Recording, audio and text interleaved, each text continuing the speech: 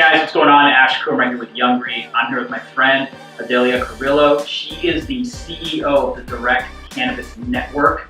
They are the leading content source for all things cannabis for people in the industry, whether you're an entrepreneur, whether you're an investor, whether you're in the service side, or you just want to look up how to prosper in this thriving industry, which is not only here in America, but it's in Canada and it's all across the world. And what's kind of cool about this interview is that we're going to break a lot of myths about this industry. Here at YOUNGRY, we take pride in trying to help all of our YOUNGRY Nation understand and get inspired by all these aspects of entrepreneurship. And clearly, the cannabis side of entrepreneurship is one of them. So how are you doing today? I'm doing well. I'm doing very well. Thank you for having me. Thank you guys for tuning in. No problem. Why are you doing this? To help give a voice to, people like me that want to know about the cannabis industry, that love technology, that love business and innovation, but that also believe in the benefits of the cannabis industry. Okay. So what led you to this? Like, what was your background? Were you doing a product? Were you doing something that was related? Not at all. Before this, I was in the consumer electronic industry. I did business development and sales. And I actually became a patient 4 years ago. Okay. I went through some health issues, and after that the doctors had to give me prescriptions, and they also wanted me to try to function and walk right away after I had surgery. I didn't do well. It made me sick and nauseous. I couldn't recover as quickly as they wanted me to, and so my fiance was like, why don't you try cannabis? And I was so naive. I laughed and I was like, I'm gonna get the munchies. What's the benefit of this? Literally. And so, and I admit that I was very naive at the time. I didn't look at it. I didn't know the benefits medically of it. But I tried it out. I was in that stage where I'm like, I'm desperate. I need something to work. I'm not feeling good. And so I went that route. It was a lot of trial and error. Be careful with edibles. That's the biggest thing I've learned. And so after that, I just wanted to learn more about the industry that I like. I come from the consumer electronic industry, so I love technology, okay. I love startups, and I started seeing myself looking for that in cannabis. And I couldn't relate to the outlets that were out there already. High Times, Dope Magazine, they're all great. They do great content, but it wasn't something for me. More about the lifestyle. Those yeah. are, I've read those, and I have friends that are in that, like, they really read them and they're like heavy users of the products that they promote. And I would say that they're more about the lifestyle, like, the scenery, or like, this is where you socialize, the smoke, or the smoke shops and things of that sort. And you, what I understand when I looked at your content, you're a little more deeper, saying, okay, like, you like this industry, whether it's for medical, whether it's for personal, here's how you can, here's what you need to know about as a business owner. Yeah, exactly. Right? Okay. Well, there's two things. So it's definitely about how to become a business owner, what companies are out there for investors to invest in. The technology and innovation, I think, is key. But the other part is reminding everybody the stories of why these entrepreneurs got in the industry. I think it's huge. With the cannabis industry, it's not even an industry yet, I say. We're starting to evolve into one. But there's still a lot of things where we don't want it to be. A lot of people don't want big corporations to come take it over. And so we feel if we're able to still give the stories and share why did this entrepreneur do what he did or she did, evolving that story, it brings people back to what the true value is of cannabis, and not look at it just for the money side. Yeah, I love that. Yeah. I love when you talk about the story part. That's what we do at YOUNGRY here. We want to share stories, like your story as an example.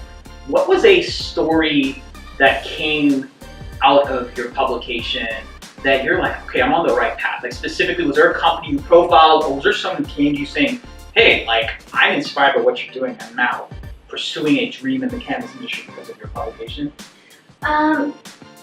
We see that a lot. I think one of the two things, so written, I would say we feature entrepreneurs. It's an Entrepreneur of the Week feature. Okay. They give advice, they just answer a variety of questions, they share a little bit about their story. That has been the best thing, I feel, for a lot of entrepreneurs themselves and for the community, because it reminds people of other people's kind of trials and how they overcame them. But when it comes to our video shows, there's a show we have called Inside Out. Okay. It's like a behind the scenes of running a cannabis business. So we go in there, we get to showcase the team morale, how the company's ran, and that is where investors are like, wow, like I wish I knew this either before I invested in that company or, now so I can maybe invest in that company. And then the entrepreneurs are like, this is amazing. I never knew that that's how they ran the company, or wow, that's what they put their investment towards. That's really good to know. So that has been a great series that we found people really enjoy. Okay. Yeah. So what's your business model then? How would you describe it? So it is a online news network. So it's advertising, affiliate programs, and we have a small event. We are looking at going subscription because we don't want our website just hounded with a bunch of advertising. We're going to test that out in Q4, and that'll be our main focus of revenue, hopefully. Okay. Yeah. Okay. Kind of breaking the myths of cannabis and cannabis entrepreneurship. We talked offline about, people aren't aware of these different opportunities. Like when I look at high-level cannabis entrepreneurship or cannabis business, most people, I'm going to make the assumption, think about growing, vending machines, being like an Uber for cannabis product, which is rightfully so. If you have a medical need, someone delivers it for you. There's something wrong with that, like Ease and those kinds of companies.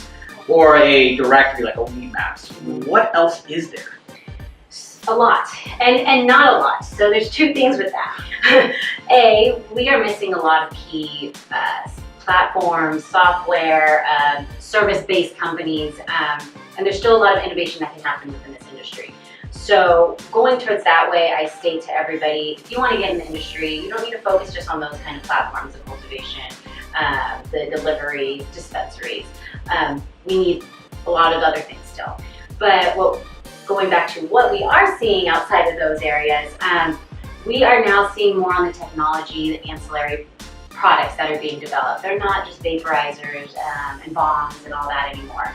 The other day we got a device, it's called the legal oil, and it'll sit like right here on your coffee counter. Mm-hmm. You put your flour in it, and you put a little bit of butter or cooking oil, and it'll basically cook for like 3 hours, and you have your own infused cannabis oil or butter at home. It's not enough for you to like start a business or anything like that. It's literally for you as a patient, or depending if you're in a recreational state, as a consumer to. You just smell it. Yeah, it doesn't even actually smell. So you can do it. You don't have that scared that, oh my gosh, everybody's going to know I'm making butter or oil. It doesn't have a scent at all, and it's enough for you to have a couple meals if you need to medicate them. Okay, so products. What about the service side, like lawyers, venture capitalists, angels, or accelerators? Like, what does that state like? We have only a handful, to be honest, of accelerator programs. I believe, as I said, only 2. Canopy Boulder, which also is in line with Cannabis San Diego, and then Gateway, that's Gateway Incubator. So those are the only 2 specific ones in cannabis right now that are accelerators. In America. In America, yeah.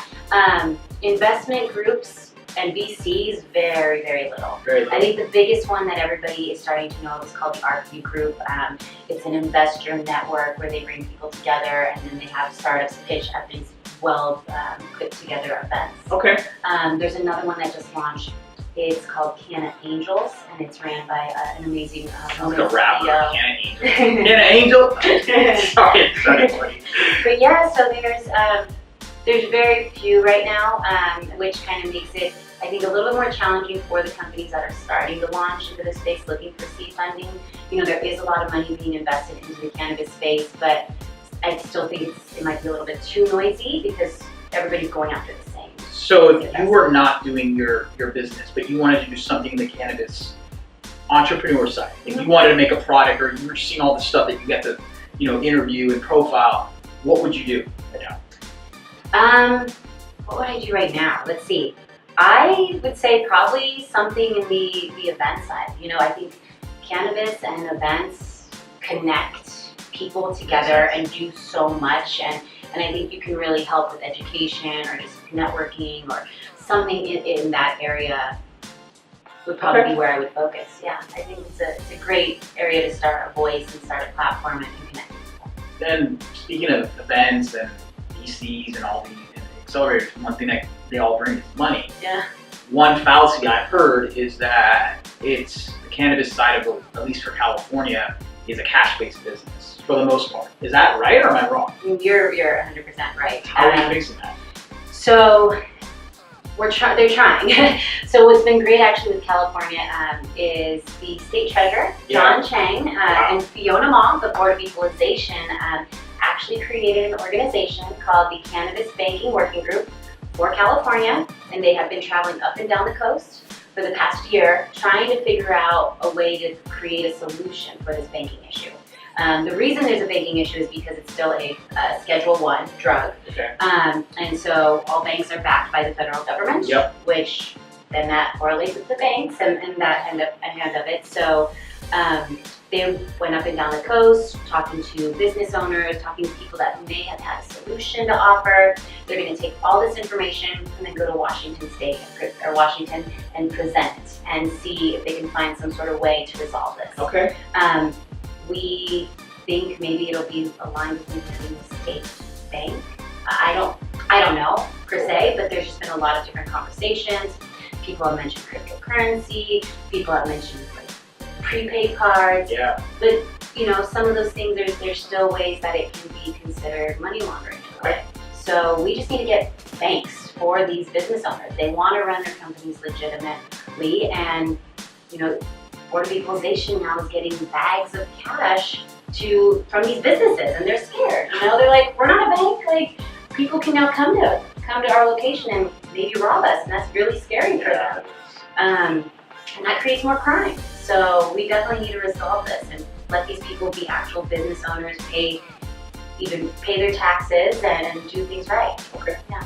Well, I want to thank you again for being on this interview. Of course, thank you for having me. Welcome. I really like what you're doing, and you can leave one message to the YOUNGRY Nation, specifically for those who want to jump into this industry. What advice would you give them? I would say, you know, look at why you want to be in the cannabis industry.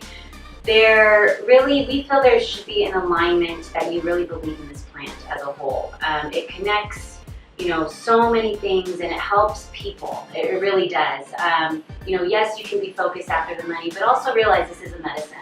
This gives a need to people, and it needs to be served that way and treated that way. So we just want people to respect the plant and just really understand the value that it brings and not forget that. So when you are looking at coming into the space, educate yourself.